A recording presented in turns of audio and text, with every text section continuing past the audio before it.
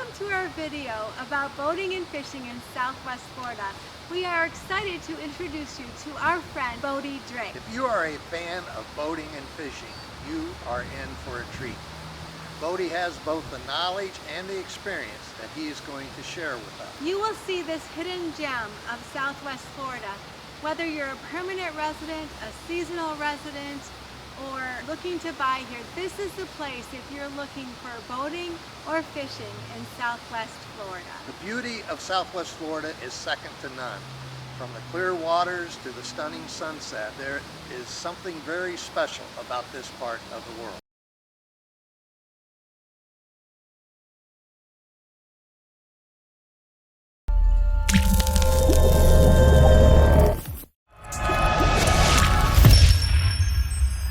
Thanks for inviting me to attend and be a part of this little presentation here. And thanks for coming, everybody. So I want to talk a little bit about boating opportunities here in Southwest Florida and fishing opportunities here in Southwest Florida. Before I moved to Southwest Florida, I lived in Arkansas. And in my college career, I fished for the University of Arkansas bass team. I'm an avid sportsman. I like to hunt, fish. When I moved here from Arkansas, was really a exciting time for me because I got to plug in and explore all the possibilities here in Southwest Florida. Like I said, the possibilities. You can actually catch some of my adventures here on my YouTube channel, just YouTube at Bodie Drake. And you can see us duck hunting, alligator hunting, fishing, spearfishing, lobstering, etc. here in Southwest Florida. Let's go to the next slide.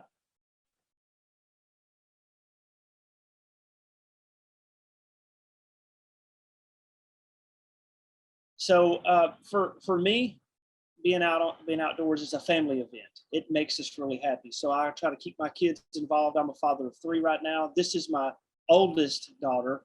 When she was, I don't know, 2. She's 7 now, and I've got 2 more that are younger than her. But when we go out, we all go together. So next slide. So when I first came here, I really wanted to plug into the things that were most natural to me, which were freshwater adventures. And I had a bass boat. So talk a little bit about some of the freshwater opportunities here for boating. One of the most nationally renowned bass fishing lakes would be Lake Okeechobee. So on this map, it's over here to the right. There's good boat access there in Clewiston. They've got a city park there in town, right on the rim canal for Lake Okeechobee. Lake Okeechobee has a rim canal that goes all the way around from the town of Okeechobee, I know for sure, all the way down through Clewiston. And it's easy boat access. You launch in the rim canal, then you're able to get out into the lake. Most of the bass fishing there occurs along the edges in the marsh. And there's a giant marsh between Clewiston and Lakeport. Right there in Moorhaven is the center of it. Moorhaven also has the Alvin Ward Senior Boat Ramp. Friends of mine over there, the Ward family.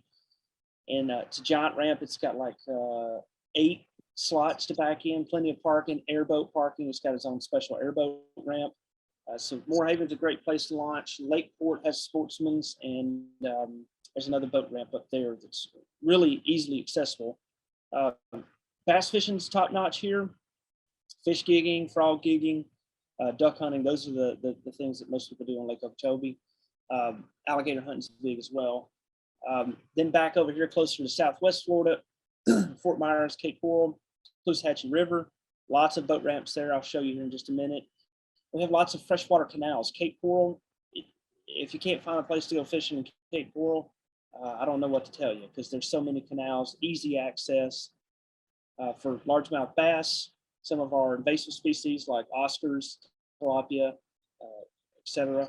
And then on down through Bonita, you start running into a transported population of peacock bass. We have them here in Estero. In my community, there's some peacock bass in our ponds, and they become more common as you go further down through Naples and into the Everglades. These are some pictures of some of our freshwater adventures that we've had boating. You can see they're duck hunting in the bottom left. That's me and Jesse and my dog. And then on the bottom, it was my little girl's first duck hunt with me, hunting on Lake Okeechobee. You got us bass fishing up there on Lake Okeechobee. Lots of vegetation on the lake. You can see we're catching fish with lily pads connected. This is me and my dad with an 8-pounder on Lake Okeechobee, and then me and my dog sticking his tongue out us duck hunting on Lake Okeechobee. Let's go to the next slide. Also, I mentioned the canals. So not only can you catch bass, but this is an invasive tilapia, a giant one that me and my little girl bow fished one day as a little adventure. All right, so now we're going to talk about some boat ramps. So all the red spots here are boat ramps that are open right now. And these boat ramps are for freshwater and inshore. So if you look at the Caloosahatchee River, which is the river coming here from the top right of the screen down into right here where it says Punta Rassa on the backside of Sanibel, it's freshwater all the way up there at Alva, Olga, and then at Fort Myers Shores, that's the Franklin Lock and Dam. Okay, and that's generally where the brackish water starts, is at that lock and dam. So brackish water is a mix of salt and fresh water, in which your fish species are going to start changing pretty significantly. Then you're going to move down here towards Punta Rassa, and it's still going to be at the mouth of the river right there at Punta Rassa. You're still going to have brackish water, but it's going to be heavily salt influenced down there. It's going to be a brown brackish water between Punta Rassa and Fort Myers Shores. And then, you know, your water from Punta Rassa out south towards the Gulf is going to be more green and salt water and a higher salt content. We measure salt content in parts per thousand. So the Gulf is around 35 ppt, parts per thousand. And then this brackish water in between here is going to be somewhere around 15 to 20, depending on what you're at. The waters in here around Matlacha, that's called Matlacha Pass. That's going to be, you know, higher salinity than the fresh water in the river, but it's going to be a brown water. Yeah, right there. So you're going to have clearer brown water here, and it's going to have inshore species. This water is going to be shallow. The main channel there is probably no deeper than 20 feet.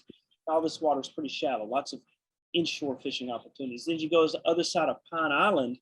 We have Pine Island Sound, super cool place. It's totally underrated. Spending time out there, you're totally in the wilderness. It's an amazing place. It's an amazing fishery. I love spending time out here. Like I said, it's just totally underrated fishery and place. Your water is going to be kind of the green color, and it's going to be higher salinity, and you're going to have different types of species of fish there. You actually, when you're up here around the Pine Island Sound fishing shacks where it says, it feels a lot like you're in the Florida Keys when we have clear water. It looks like you're running the bay side of the Florida Keys. And it has that feel too, because some of these islands up here are only boat accessible. So it's a really cool area.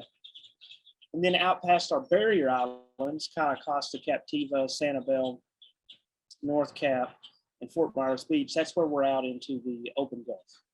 So the fishing on the backside of the islands, the barrier islands, and inshore, we call that inshore fishing. Even though you're in salt water and it looks like you're in some pretty big open water, it's generally going to be shallow fishing. We're going to be targeting snook is a big fish here, tarpon, redfish.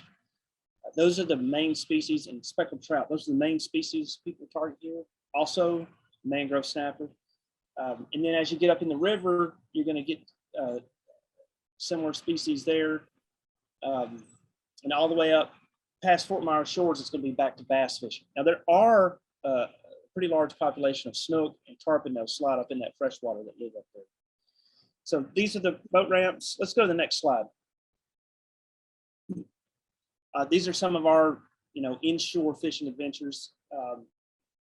Over here on the top left, that was like a 4th of July weekend. We just ran out to Boca Grande Pass, and I'm just netting just with a net, just dipping blue crabs. They were drifting through on a big outgoing tide, and we had blue crabs for supper that evening. And then another picture of me at the top, I'm bow fishing a mullet, mullet in Pine Island Sound. Down on the bottom left, that's my wife, Jessie. She's hooked up to about a 100-pound tarpon in Captiva Pass. That's in between Kai Costa and North Captiva. Beautiful place. That's exactly where Hurricane Ian went through. That's where the eye crossed. That pass is really good for tarpon in spring, right now, actually. And then here we are one night after we got done bow fishing for stingrays and sheep's head and mullet. Let's go to the next slide. This is some more inshore adventures.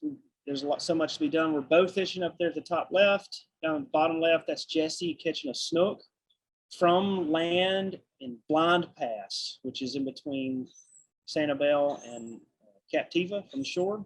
And then I'm holding a big redfish caught from the same place there.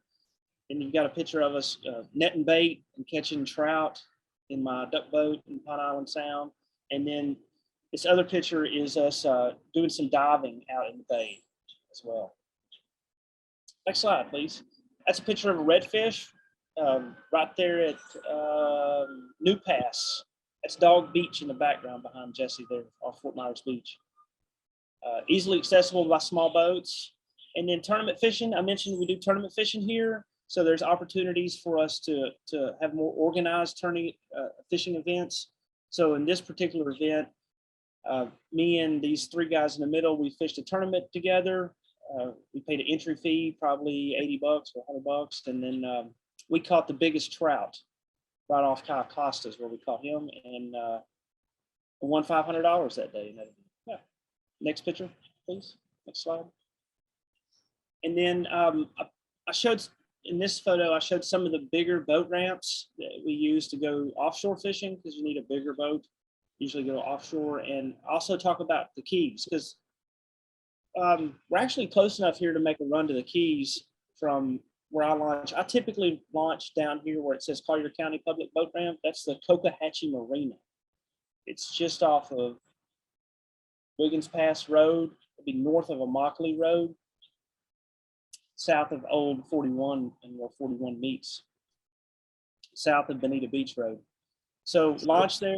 It's probably about a 30-mile run to Marco Island from there, and then about a 70-mile run straight across to Content Keys, which is south of Marathon. So yeah, you can run. My boat would make that run, no problem. So the water is the same. We share the water with the Keys. This is a Goliath grouper we caught out in the open Gulf. Next slide.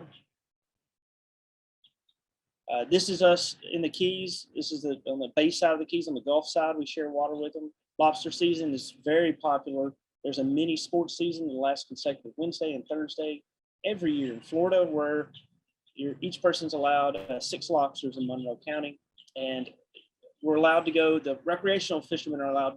Recreational divers are allowed to go diving before the commercial guys put out their traps. So the spots are really loaded with lobster. It's a lot of fun. We take all the family and we catch lots and lots of lobster in those 2 days. Next slide. It's a picture of me at left here in the Gulf, shooting a mahi-mahi out here in the Gulf. They're kind of rare. We spearfish that one. He's not very big, but they're rare here. And then the middle picture is kind of hard to see. We're bully netting. Here we are doing some spearfishing here in the Gulf, taking the kids along. On these long boat rides, we like to take a bean bag. Sorry, that one's turned sideways, and let the kids sleep in the bean bag. It's a beautiful life. Next slide. Then I mentioned that these are some of the state park boat ramps. Like if you're gonna go right now, you have to pay close attention, because Hurricane Ian still has a lot of boat ramps closed. The crown jewel boat ramp for us is Punta Rasa, right there at the base of the Sanibel Bridge. It's closed indefinitely. That Matlacha boat ramp is open. Lover's Key is temporarily closed. They use that for a storage area for a lot of the wreckage. The Koreshan State Park boat ramp in Estero, it is open, with a maximum of 22 feet for boat length. What's the next slide? I think we go over, these are city boat ramps. So the Sanibel Island has a boat ramp right there at the bridge. It is open currently. It's only $40 to launch there during weekdays, unless you have a special pass. There's another boat ramp on the north end of Pine Island that's not shown here. It's on Baracus Road. That's open as well right now. Collier County Public Boat Ramp, that one's open. I mentioned that. That's Cocohatchee Marina. It's open. Imperial Boat Ramp, Riverboat Ramp, it's open. Mullet Creek Marina is a private ramp. It's open. You wouldn't want to launch a boat bigger than 24 foot there. Yeah, but all of these places are. Burnt Store Boat Ramp is open. I know Burnt Store Boat Ramp and D&D Tackle, which is really close. It's in between those two, Matlacha and Burnt Store. or big launch areas during hurricane recovery efforts to get out and service these islands. And another thing you can do is, of course, you can go to bars and stuff via boat here. There's a big culture that does that. Usually I'm out chasing fish, but there's certainly a big culture of people that launch the boats and they enjoy their time on the boats, just traveling to and from and going to sandbars and enjoying the time on the water. So these are some opportunities we've got here in Southwest Florida.